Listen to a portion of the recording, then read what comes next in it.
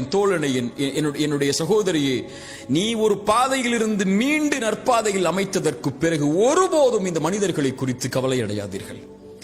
இறைவன் உன்னை பார்க்கக்கூடிய பார்வை சுத்தமான பார்வையாக மாறியதற்கு பிறகு உலகமே உன்னை தவறான பார்வையில் பார்த்தாலும் அதை குறித்து கவலை அடையாமல் நல்ல பாதையில் உங்களுடைய சிந்தனைகளை வைத்துக் கொண்டு தவறிலிருந்து பெற்ற பாடத்தை பெற்றுக்கொண்டு சிறந்த மனிதர்களுடைய பாதையில் உங்களை ஆக்கிக் கொண்டு உங்களுடைய மரணம் வரை அதில் தொடர்ச்சியாக இருந்து கொண்டே இருங்கள்.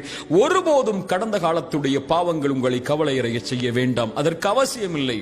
வாழப்போகின்ற வாழ்க்கை கொஞ்ச காலம். இந்த உலகத்தில் நீங்கள் மரணித்ததற்கு பிறகு இந்த மனிதர்கள் மறந்து விடுவார்கள். 100 ஆண்டுகளுக்கு பிறகு நீங்கள் வாழ்ந்த அடையாளமே இருக்காது. 200 ஆண்டுகளுக்கு பிறகு நீங்கள் வாழ்ந்த சரித்திரமே இருக்காது.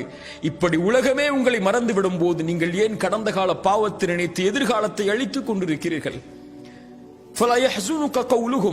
அப்படி மனிதர்கள் உங்களுடைய பாவத்தை நினைவு கூர்ந்து கொண்டே இருந்தால்